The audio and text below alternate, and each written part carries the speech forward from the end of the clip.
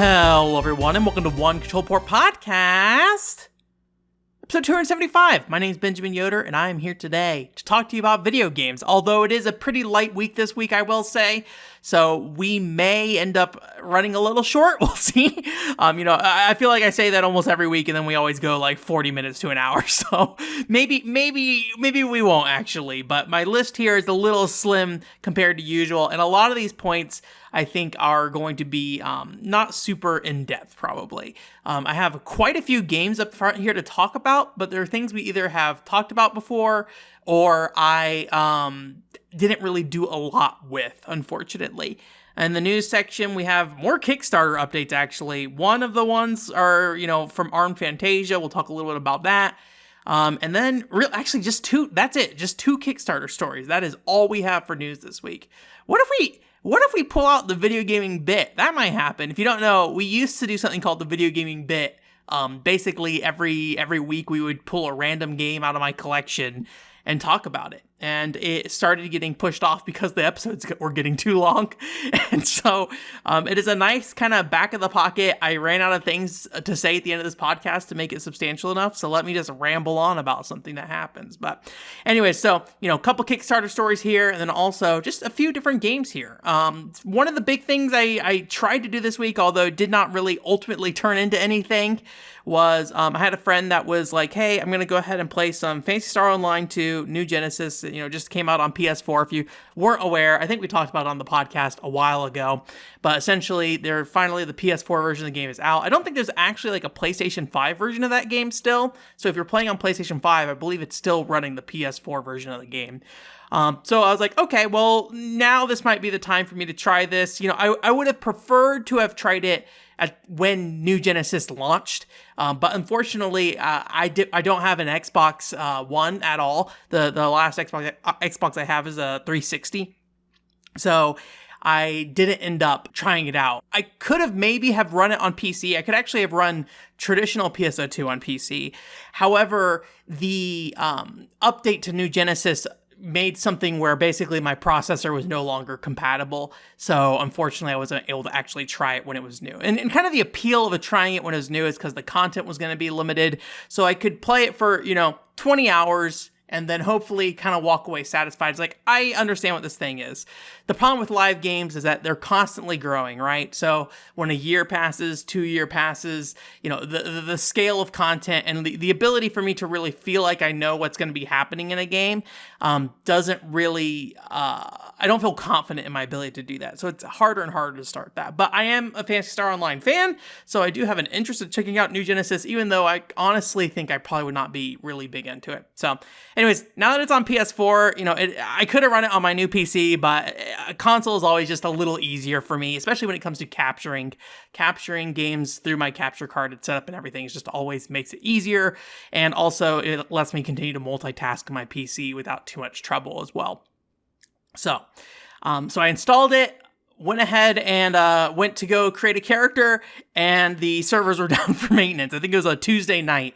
So I was like, okay, well, I'll create a character at the very least. So I created a character, and by the time I was done with that, it took me a while. The servers were still down, so I ultimately ended up not logging in to try it. And it's one of those things that I don't think it will happen this weekend either, unfortunately. I'm recording this on a Friday, so I don't know when I'm actually going to get to it, because I know I have some other stuff going on next week. I had a couple people reach out to me that they wanted to have some conversations, some family stuff. And also I have some family coming into town. So I'm just like, this probably isn't going to happen in the near term, unfortunately. So anyways, I made a character. The one thing I can say, and this is a problem I've had ever since like Phantasy Star Universe, is I feel like the character customization, I really have a harder time with like really in-depth ones. On the bright side, with Phantasy Star Online 2 and New Genesis, I think they have like an advanced and simple mode. Well, I know in New Genesis they do have an advanced and simple mode. And the simple mode basically kind of simplifies things down. And then the advanced mode, you can go in and like do things like edit jaw lines and things like that. And I would say for like 90% of the stuff, I'm very happy with the simple mode overall. However, there are just like a few little nitpicky things that bother me. And at least in the initial character creator, there's no obvious way to switch between simple and advanced. So personally, I would prefer to just go through the simple mode and then transition over to an advanced to just fine tune it. But in the case of the offline character creator, that did not seem to be an option. So there could be an option for it. You do like save your character data rather than like make a character. So it could be that you could just load it up in advanced afterwards. I don't know, but just in me sitting there messing with it, I had some trouble. So anyways, I wasn't particularly super happy with the character design that I came out with. But I don't know. So it's fine for the most part. We'll see if I even actually get around to playing it. I feel like this is the 10th Phantasy Star Online 2 character that I have made in my lifetime. So, I usually play it for like, 5 to 10 hours and then just kind of bounce off, usually is what ends up happening. So it's just, I think the nature of just like this ever growing, never ending thing always kind of pushes me away from games because I just don't really know what I'm working towards usually. And when I'm working towards stuff, because it is like I'm playing whatever I'm logging in to do, whether that be the, initial launch content, or like in the case of like Final Fantasy 14, whatever expansion I left off on, it does kind of feel like you're just kind of doing this old content by yourself in some ways. So I don't know. It's one of those things that I just struggle with live games, unfortunately. So we'll see what happens. The icon for that game on the PlayStation Store, though, looks like really weird. It's like a lady with like neon green hair and like a yellow jumpsuit or something like that. And like, this looks like a Valorant thumbnail rather than a Phantasy Star Online one to me. So, but I don't know. Maybe I feel like all live games change their thumbnails like every 6 months or something like that. So anyway, so I did not actually play it, but I did make a character and was like, okay, this character is okay and fine. I'm not super happy about it. Part of me was like, maybe I'll adjust it more when I get back to it, but we'll see. I did play some Bloodstained Curse of the Moon 2. We've actually talked about that game before, so I don't really have a ton to really say about it now, and especially in the current way I'm playing it. So previously I played it, a friend was visiting me, and I played it locally, and we had a pretty good time with it there. We spent about, I think, 6-ish or so hours on it. I think it's like a 10-hour game or something. And we played it on, I think, like the normal mode, essentially. And it was pretty challenging, and I really enjoyed, the co-op aspect of it. And I do think, like, it was, I'm not great at platformers, and when I'm talking to somebody while I'm playing a game, I get significantly worse at it. Go check out my streams every Thursday where I fail to like consume information or be able to properly perform things. If I'm talking, then I have to like shut up for a second and be like, I'm doing this real quick. Let me shut up. Let me get past this room, and then I'll talk again. So, but in the case of this situation, I'm playing with somebody online. However, Bloodstained Curse of the Moon 2 does not have an online mode, so we're playing through Steam's remote play. If you haven't heard recently, my internet's been having a great time, and it's been really finicky. So the first night we played, it was really bad. It was like a second delay between all of my inputs, and for a game that's a platformer, that is really terrible. We are playing on easy, so there's no knockback or anything like that, and we have infinite lives, so ultimately it doesn't really matter, unlike a normal mode, but it is something that is still frustrating to play. So the second time we played it, though, however, it was a lot better, a lot more responsive. The bigger thing is it's just, probably 1 out of every 100 times I try to jump, the input gets eaten and I just don't jump. And that is really frustrating in a platformer where when you jump, the character dies and then you don't really have a good way. There are ways to revive them, but it's pretty rare you can revive a character in that game until the entire party's dead. Because we're playing on easy, we're basically just committing suicide if we end up in a situation where we can't do a special path to get a power up if I killed one of the characters or something. So it's definitely not quite the same experience playing it on easy, no knockback and things like that, and in the infinite lives thing. So I definitely would prefer to play it on normal, but for this situation where I can't really rely on my input as is, and for the most part, I played through the majority of that game in an environment where I did really enjoy it. I don't really mind playing it this way. I think it makes sense for how we're playing it. It's really a big, a shame that the Any Creates Castlevania-like game they announced, I forget, it was Grim Grimoire or something like that. I don't remember what it was called, but the Castlevania style game Any Creates recently announced, featuring the 2 girls from Galgun as the main characters. That is also local multiplayer only, and it's just kind of frustrating as somebody who doesn't play stuff online with people usually. But I feel like that's a game that it's not really local by choice. It's probably just local by budget. Somebody put money on a graph somewhere and said, hey, putting in the online doesn't make this chart move. so let's just keep it at the local level kind of thing. So that's unfortunate, but I'm still looking forward to it. I do want to check it out. It was at PAX recently, apparently, so it might be. I didn't look to see if there's any English impressions online to say much about it. I only ever really saw the initial trailer, and I saw it was at like Bit Summit as well for that. So the other thing to note with any crates actually is that Gunvolt 3 did get announced for PS4, and it's coming out in December. So I'm still going to get it on Switch. I have all my Gunvolt games on Switch, and thankfully they all run very well there, so I don't really have any concerns. I still have not picked up Gunvolt 3, but I just have, I feel like I need to play X2 before I can really justify picking up Gunvolt 3. So X2 is definitely on the docket of sometime. I don't know when that sometime is. I would like it to be before the end of this year, but you know how it is with me. Like I kind of move with the flow. Whatever kind of sweeps me up is what I end up doing. So yeah. And then I also played some Farland Story FX. Again, I've been talking about this pretty much every week, I feel like, and I've just been kind of like, it's just slow and moving and just not much is happening. I do have 2 updates though. One is very early on when I probably talked about this game in more detail, I mentioned the fact that there was only 1 healer in the entire group, and that made it really hard to divide forces in that game, especially because of how slow that game is. So there are aspects of the level where you can split up characters, but you almost never would because you only had 1 healer and everyone else has to heal through items instead. And items are not, super plentiful, and money is not super plentiful either. So, and money is used for buying weapons and things like that too. So you basically end up in a situation where you never would separate anybody from the group unless you just knew for certain that they would be okay. I've had situations where I'd be like, oh, I'm just going to send 2 of these people off because this whole area has like 1 enemy in it. Then you get there and then like 10 enemies spawn. Thankfully, the game is pretty generous with like recovery. I don't know if you can permanent kill characters in that game. It doesn't seem like it. But, it definitely doesn't seem that dangerous, but it does mean that, people will be out of commission if they go walk out there by themselves and just get murdered by some invisible group of ninjas.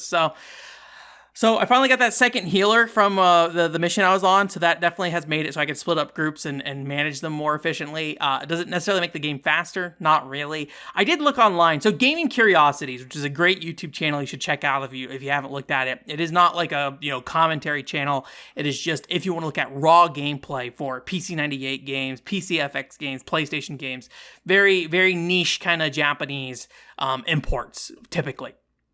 And they have a full playthrough of Farland Story FX. I think it's like 14 hours for them. However, they disabled animations. So you can basically disable battle animations and movement animations. I believe they disabled both, or at least the battle animations. So it seems like I was looking at like the mission timer between mine and theirs, and it feels like battle and walking animations doubles the amount of time a mission takes. So if you want to speed up Farland Story FX, you can just basically turn all that stuff off and have characters warp around. In my opinion, I'm the same way with this with like Fire Emblem as well. I don't like turning battle animations off because that's part of the experience for me in terms of like, I like seeing the characters kind of engage. I think that's kind of part of the fun of it.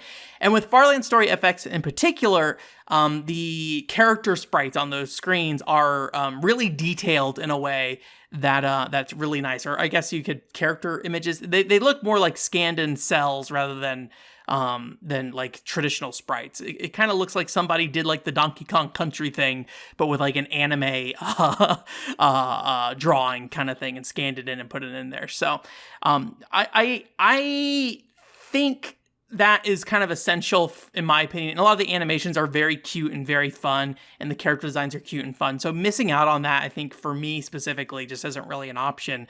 It just sucks because that game takes so long to get through a mission. It's like 2 to 2.5 hours sometimes. So one thing I have done to try to break up that monotonous gameplay is I started watching some dubbed anime while I was playing it, because 99% of the time nothing is really happening that I need to be really engaged with in Farland Story FX. So a while ago I started watching Ascendance of a Bookworm. I really enjoyed season 1 of it quite a bit. Probably talked about it on the podcast because I was really into like the paper making story of it a lot. And then season 2 I kind of was a little more iffy on. I was like, this is fine enough. And in season 3, I think it's the same kind of thing, although I do kind of appreciate that there's this progressive advancement of like, hey, the first one's about making paper and ink. The second one is kind of about like mass producing, the second season is kind of about like mass producing those items. And then the third season is like mass producing on scale through like printing press and things like that. And I like that aspect of the show a lot, but it's not really the focus anymore. It's like this whole other magic thing going on, which is fine. It's like a fine enough story and like noble politics and things like that. And the fact that she's a commoner versus being a noble. But I just like the part where like they're making stuff and advancing things. And obviously, you know, that wouldn't be like on its own, probably wouldn't be a great show, but I like the struggle of that. And I think it kind of gets, it's an element of the show now, but it's not like a strong through line anymore. So I'm still enjoying it. And for, you know, essentially just filling out time that I would have been just like listening to a YouTube podcast or something otherwise, it's been a good alternative. There's a lot of Farland Story FX left and not that much more Sentence of a Bookworm Season 3 for me left, so I'm going to have to find another dubbed show. I know I have Pat Labor that I still got to watch, but I actually have that in a very inconvenient way, have that on Blu-ray discs, so I would need to either hook up a PS3 or just go, you know, find a way to watch Pat Labor otherwise, but I would want to watch the dub. I watched the whole TV anime series for Pat Labor, but we'll see. If you have any other anime recommendations that are dubbed that you're like, these are good animes, let me know. I guess at this point, I'm just kind of open-minded to kind of whatever, because I think I probably have at least another season of anime in me for Farland Story FX. So, and I'm going to finish it. We got to get a Farland Story FX video at some point. So we're going to get there. So yeah, very, very exciting. A little bit extra PCFX news here, actually. We talked about it on the last PCFX podcast we did, where essentially, you know, the PCFX is a system that is very geared towards, you know, probably best represented of what it would be at its time and place through like CRT displays and the kind of the blurriness and the scanline nature that comes with that, right? And while you can do like artificial scan lines and things like that through a RetroTink, and I mess with that a little bit, and I think it looks pretty good overall. There's definitely flaws with it. It's not something you can really use in like a YouTube video, so I can't really use it because I'm recording basically everything I play, right? So the recording would look bad essentially, so I can't really do that. But one thing I was thinking about doing was taking an approach similar to what like Noelle was doing on our Amelie Dory channel, and basically, you know, essentially taking the camera I have and pointing it at a CRT screen. Now, I mentioned before, I do have a CRT in my house. However, it is like a 24-inch CRT. It's on a cart, essentially. And it's a relic of a time before I was willing to spend money on upscalers and things like that. I still have it just basically as a, like, what if I play a light gun game? But realistically, I have not done much with it, unfortunately. It does have component inputs, which is very nice. But, you know, at this point in time, because I have upscalers and things like that, there's less and less of a reason for me to need to use it. It's also a flat screen CRT, so it comes with its own issues with like bending the light and things like that. So I've been considering getting rid of it for a while. I would like to get rid of it in a more responsible way, and like seeing, maybe I need to like contact like, you know, local convention or somebody who sets up the gaming stuff at a local convention, be like, hey, do you want this thing, essentially? Because I don't want to just like throw it in the dump. But I was like, well, maybe I can utilize this for the PCFX stuff. But reality is that like trying to lug that cart in here is going to be a huge pain, and trying to connect everything is going to be a huge pain with that particular setup. So I did buy, I don't know if it's like a PVM or BVM, but I did get like a professional monitor. Although it is not like a Sony one. It is, I forget who it is. It's not Philips. Who is it? I don't remember the company. It's it's a recognizable TV brand name, but it's definitely not like a Sony like top tier PVM or something like that. But it has S-video input, and I was like, for what I'm trying to do on the PCFX, this probably will work very well. It's 9-inch screen or 8.5 inches or whatever I think is what it is. I think that's the screen size, or it's the TV size. Personally, I am totally okay with something small. I would prefer something small. I initially really wanted a small TV, but the fact of the matter is when I was going around looking at thrift shops here back in like 2016, I couldn't find many CRTs anymore, right? And so I ended up with that thing for like, you know, 10 bucks. But it was so inconvenient to use. And once I got upscalers set up and everything, it became especially not important for me to use, really. So maybe there's still some use in it, and maybe I'll end up keeping it, but it's so big, and I'm at the point in my apartment where space is probably more important to me.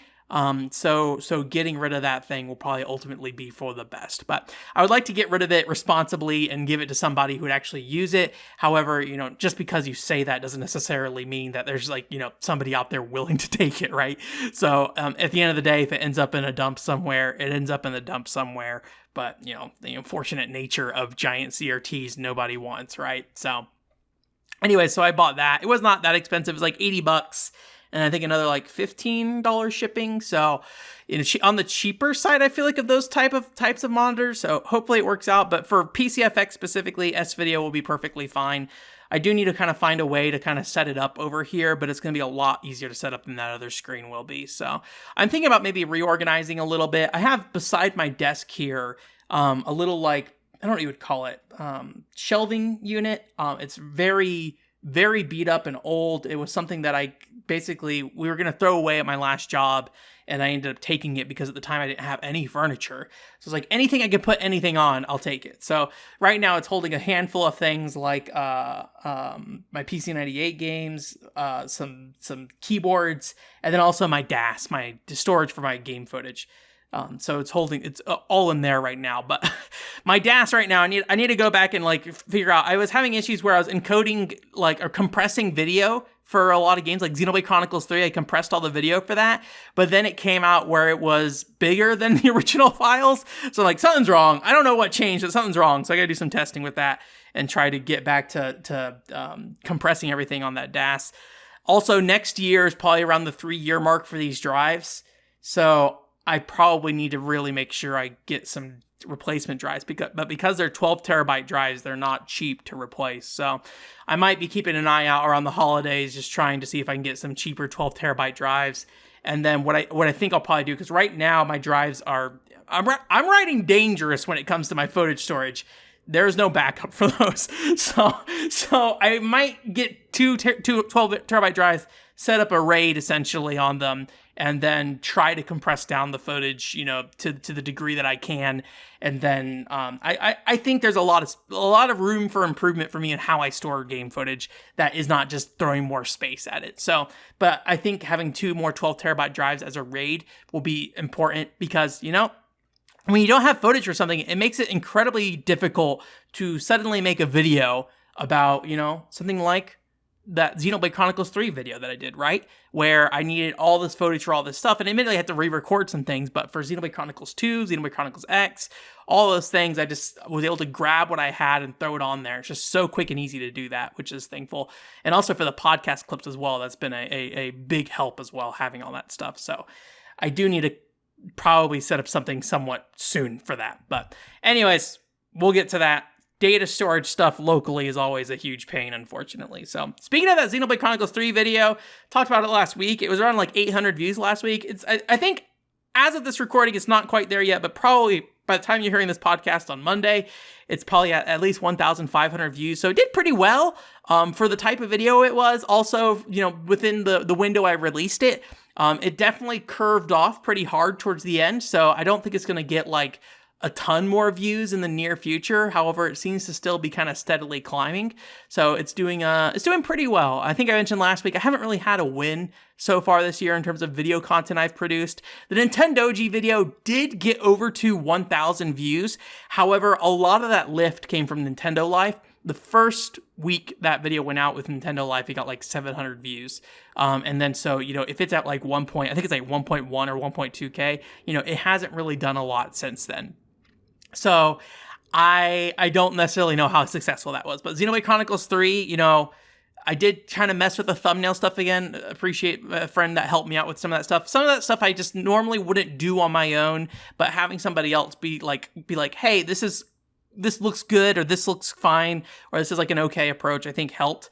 I kind of prefer more conservative thumbnails personally, but the reality is that when you're playing the YouTube dance, like, I don't make thumbnails for content, right? I'm making videos. That is what I want to do. And the thumbnail stuff is always just the annoying part of it. So anyways, it's always frustrating. I think you're going to see probably more of those thumbnails that look a little more traditional, maybe is the right word. I have that Doraemon video I mentioned last week, and the thumbnail for that looks like something. So hopefully it's okay. I will say, I kind of played down that Doraemon video last week.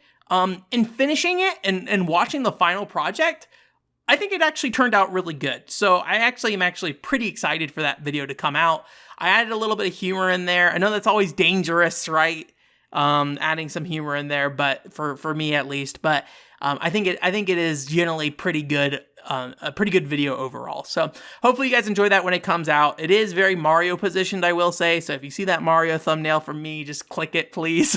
I know Mario content has not performed particularly well on my channel. It's kind of funny because like I have this whole thing going on with, the things I'm interested in. But I still really like 3D Mario games. 3D Mario games are great. I think they're probably some of my favorite games. I just don't talk about them much because there's not much to say about them beyond what people have already said, I think. Mario Galaxy is probably one, I don't know, like Mario Galaxy is definitely one of the best video games I played.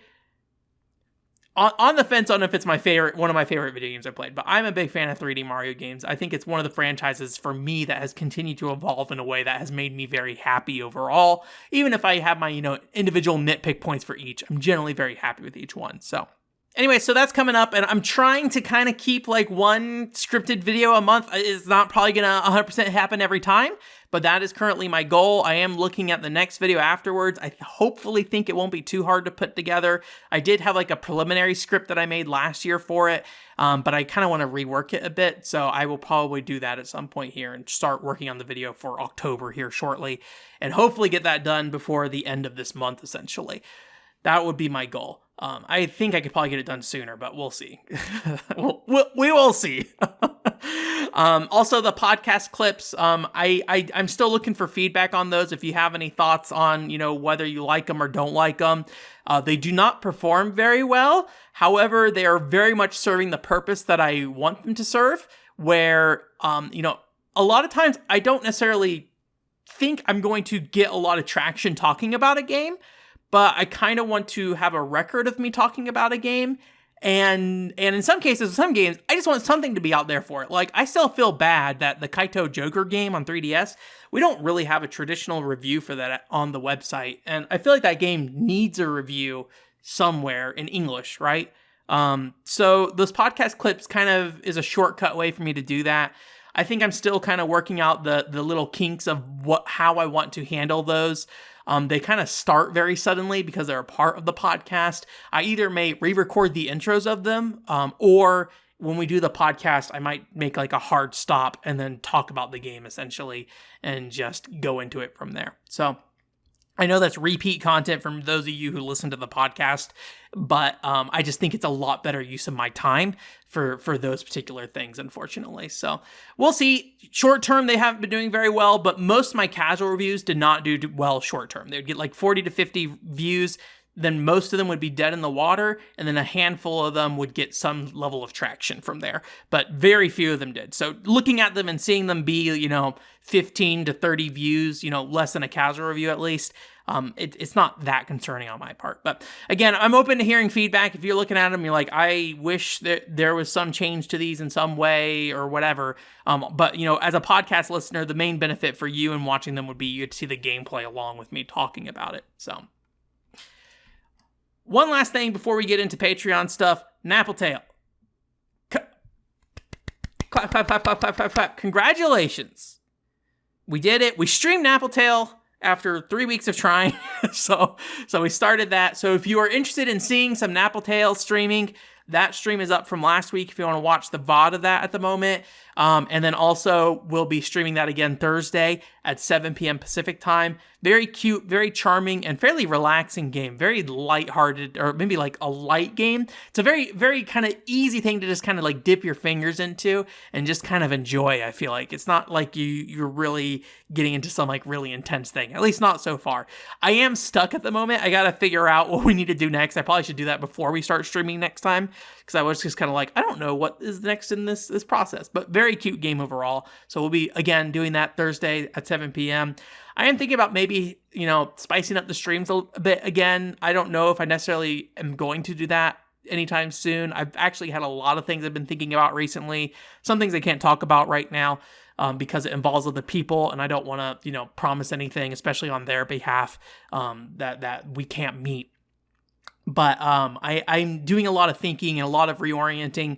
That's part of what the podcast clips, I think, are doing, is to help free up time so I can focus more on these other larger projects, hopefully, and give you the content you want at a more regular pace rather than just me rambling into a microphone about, the horse game on the Wii. I mean, I do that already on the podcast, but then making a special video for me to ramble about it is kind of, they're serving very similar purposes, I think, just for different audiences in some ways. So anyways, that's all I'm going to say about the YouTube stuff. Patreon time. Oh, one other thing for Patreon time. I'm doing the beeps again. I said last week I don't like the beeps, yet I did it anyways. And it's the same noises for the news. But for the Patreon, I did want to note that I am also rethinking the end screen for the videos. And one of the things I'll probably be doing with that rethinking process is figuring out how to put Patreon people's names in there, and how I want to handle that. Right now, as a temporary fix for what I was trying to do, I moved the one controller port name upwards, but that doesn't include the Patreon stuff. So I'm thinking about how to implement that, and I think over the next couple months you'll probably see that eventually implemented, hopefully in one of the premiere videos at some point, but not in the Doraemon video. I can say that much at the very least. But it's Patreon time. Hey, did you know you can get bonus content through the Patreon? Like last week, I made a video where I poured soda into Buddy Mission Bond glasses that I ordered from Japan. $70-something Buddy Mission Bond glasses. I mean, 70 total at least, so it wasn't that expensive. I am trying to use them. I have been drinking out of them. Whenever I have a colored drink, I will try to match it with whoever makes the most sense and use that little cup. That is unfortunately the last planned Buddy Mission Bond content at this time. So if you are like, boy, Ben, you're my favorite Buddy Mission Bond YouTuber, when's the next bit of Buddy Mission Bond coming up? All right, look, guys. There's only so much Buddy Mission Bond content.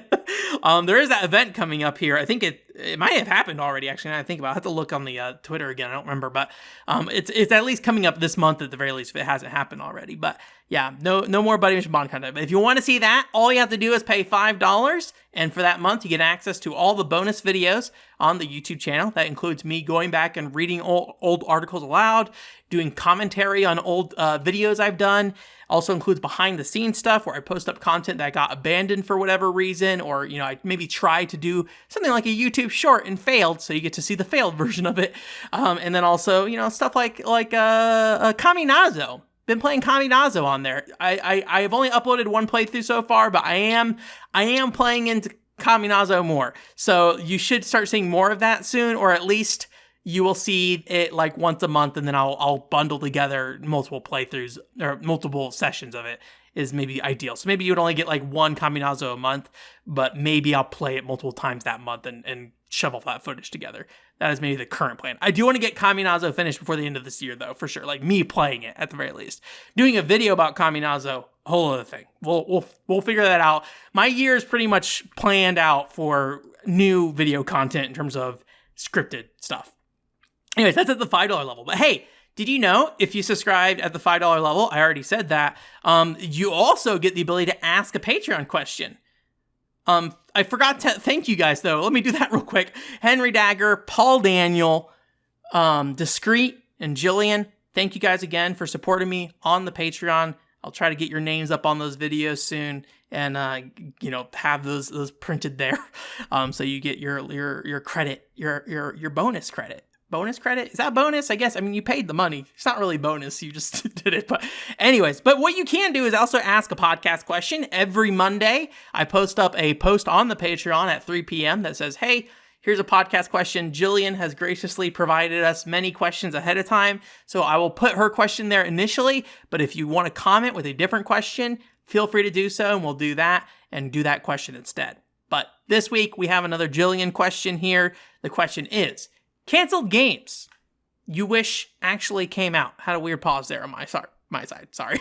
Canceled games you actually wish came out. You know, I'm going to say up front, this is probably going to be very Nintendo focused. In thinking about this, there's a couple PlayStation ones I can think of, or at least one. Yeah, maybe just one, that I can think of off the top of my head. But the game I thought immediately when I dropped this question last week was a game called Cosmic Walker for the Nintendo Wii. And as far as I'm aware, there's only one time we ever saw this game. There may have been some screenshots posted later, but in terms of gameplay, there was a Nintendo Wii like montage where they would show, you know, the games back to back, and usually there'd be some music that'd be like, and then there'd be like Wii Sports on screen with like this, like, you know, thumping music in the background. And so you'd see like 5 seconds of game. I love those kind of trailers. One of my favorite things was like the end of E3 conferences when they're like, hey, all the games plus more. And it's like, what? Let me see what's in here.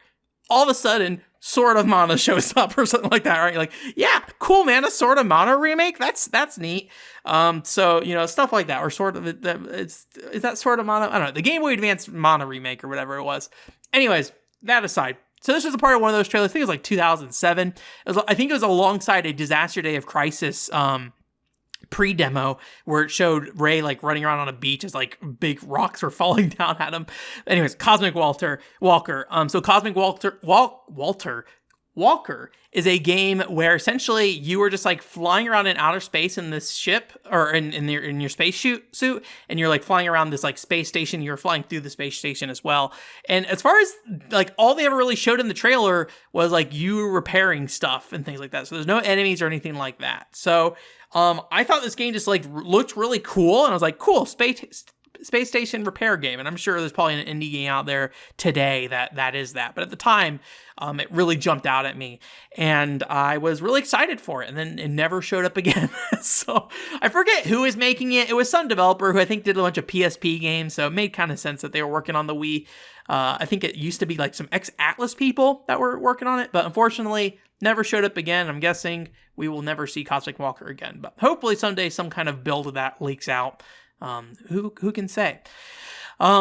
This game technically wasn't canceled, but the Nintendo 64 version of Mother 3 I think would have been kind of neat to see, mainly because that game just looks so different from the other Mother games. You know, Mother 3 on the Game Boy Advance, you know, Earthbound, if you're not familiar with that series, but Earthbound 2, essentially, I guess you could say. There's Earthbound 0, 1, and 2, but it's Mother 1, 2, 3, and 3 is the Game Boy Advance one, but the Game Boy Advance game came out of the 64's game's ashes, basically.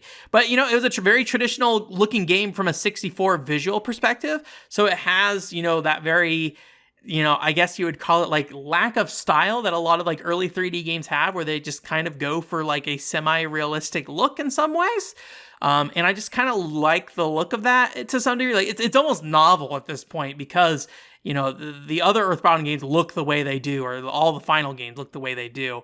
But then this one particular version of the game just looked so different visually. And I think that's something that I would love to have seen more of. And I hope someday we get some kind of, like, I guess I could say this about all of these things. Someday we get some kind of like little playable bit here. Retro Studios Raven Blade for the GameCube. I believe this is like a GameCube or a Zelda style game that they were working on. Actually, Retro Studios was in the news recently, I think because they were working on like a Sheik game, which is a rumor already, but I think Did You Know Gaming did some like pretty deep digging and found out more about it. I watched the video, and it was interesting to listen to, but there wasn't a lot of like substance in it, unfortunately, other than just like, hey, here's like the core gameplay idea, and then here's a bunch of art, basically. So, but yeah, so they were working on that thing, and unfortunately it died. pretty much for the sake of, Metroid Prime. They canceled a bunch of projects because of that. Capcom's Dead Phoenix on the GameCube. I think flight games are just kind of cool. There's plenty of other flight games out there, but just the fact that it was like part of that Capcom 5 that never came out always appealed to me. Project Hammer. So Project Hammer was was something at the time, at least, I was very excited for, because I was very into the B movie thing. I just got off like Blue Stinger, right? And I was like, boy, oh boy, Blue Stinger. I guess maybe the timeline of that doesn't really line up, actually.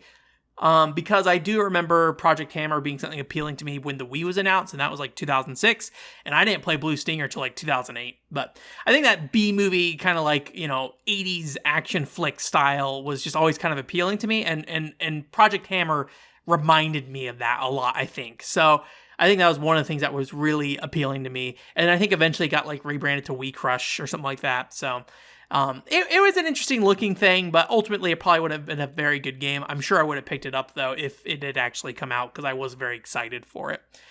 The one PlayStation game on this list is Identify. This was a video shown off, I believe, at the PlayStation 3 reveal event, or maybe the E3 after that. I think maybe it was shown off at Tokyo Game Show. I'm trying to remember where PlayStation 3 got announced. There's like the banana controller, right? But I think by the time, or boomerang controller, I think.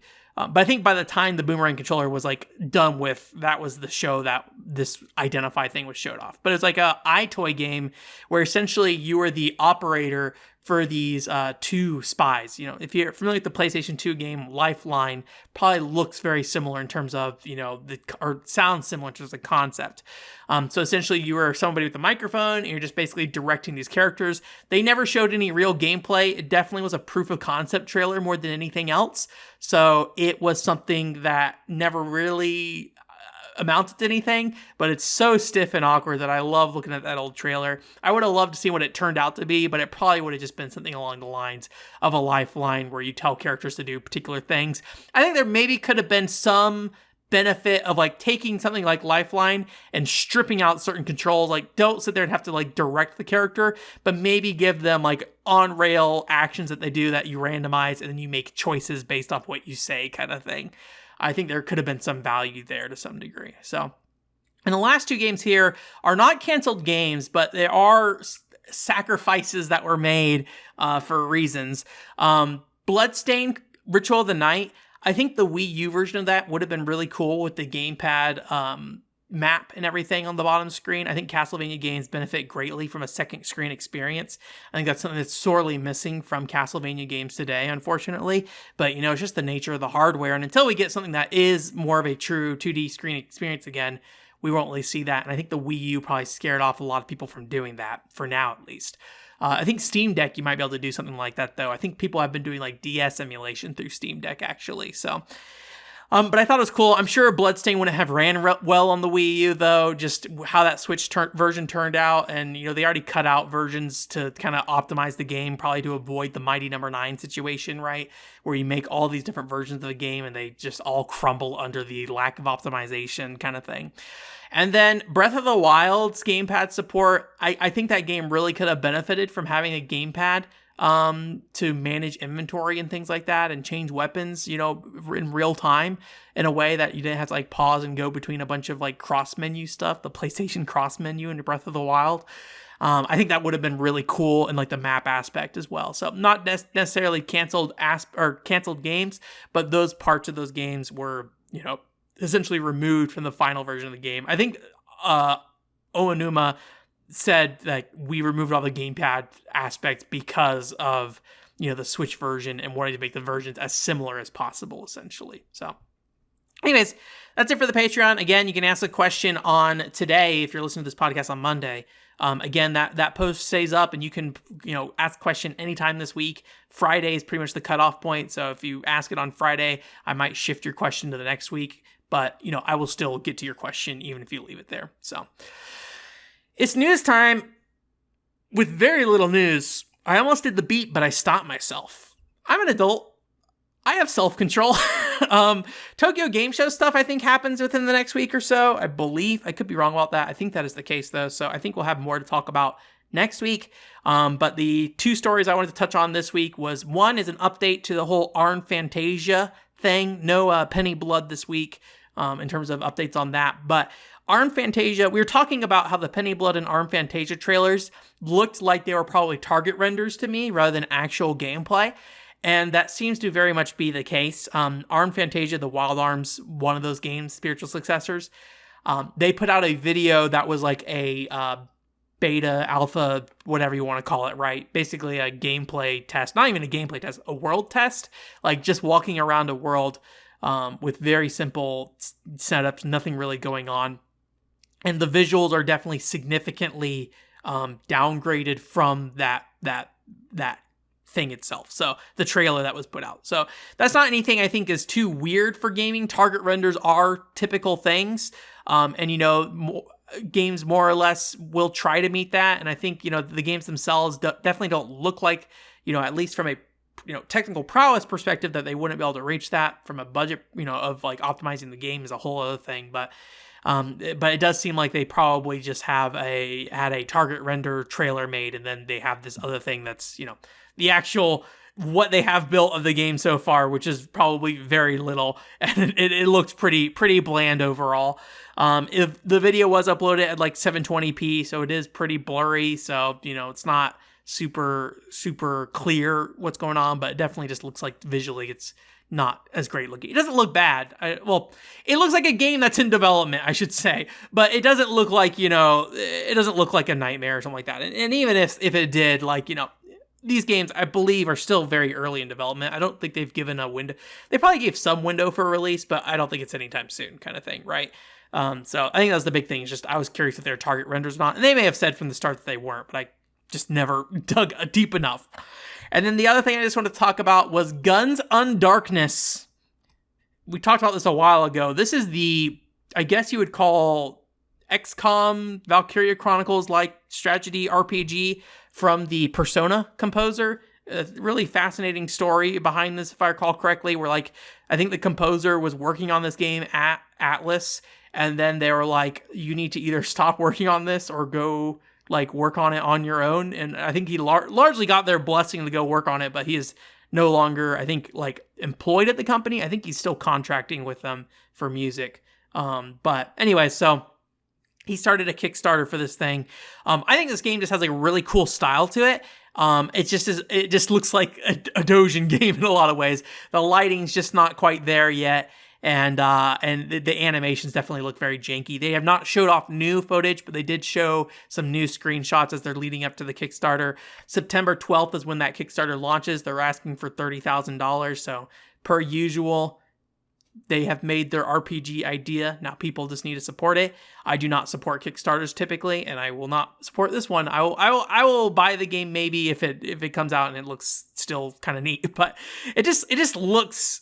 It's stylish enough in the ways that I like certain games to be stylish. I don't know, like a Persona. I would say Persona 5 is a stylish game, but it's not stylish in a way that I care. Where this game has a look, and also the trailer music is amazing. So if you haven't watched that Guns Undarkness trailer, I will link it again because it's a beautiful trailer. Get past the first part where it's like I think it's like a narrator talking. You need to get to the music because the music is wonderful. It's like a Crush 40 levels of like kind of butt rock with like Japanese singers like saying English lyrics and things like that. So anyways, so that's coming up. And that's it for this week.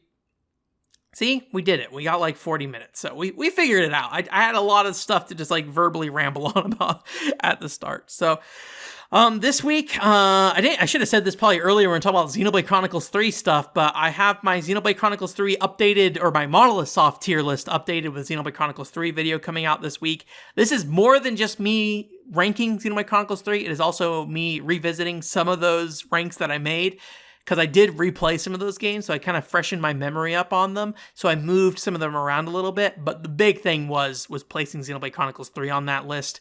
So that's going to be this week. I don't really expect it to get a lot of views. I think anybody who watched that video probably is gone at this point. So it's basically just like a sub-podcast post that went up. I did, put in footage in there, but I just wanted to get it out of the way as Xenoblade Chronicles 3, as we have talked about it recently. So, yeah, hopefully that's something that you're interested in. It's like 40 minutes long, so it is pretty lengthy. It's not going to be going up in podcast form, though, I will say. It's just going to be going on the YouTube. And then after that, a couple weeks after that, at the end of the month, basically, that's when the Doraemon video is going to be coming out for that. Otherwise, the Body Mission Bond Patreon video is up last week. Again, $5 for any bonus video content on the Patreon. And then we are playing Napple Tale on Thursday at 7 p.m. Trying to figure out some ideas if we want to do like a Halloween stream. Undecided on that yet. You just need to make something that makes sense for that. So we'll see when that happens. Otherwise, I think that's going to be it, though. Thank you again for coming. OneControlPort.com is the website. If you want to listen to this podcast just through audio rather than watching on YouTube, you can find us on most podcast platforms as One Controller Port. I think it's One Controller Port Podcast. I should probably know. I was like, is it OCP or is it One Controller Port Podcast? Pretty sure it's the full name. And then if you want to watch me talk with this stuff just hanging out in the background while I talk, but you can look at me move my mouth, I upload this podcast on YouTube, although they get unlisted at the end of each week, essentially. But there's a playlist if you want to go watch all of them, so you can check out the playlist there. And then, other than that, I will let you guys go. Have a great week. Bye!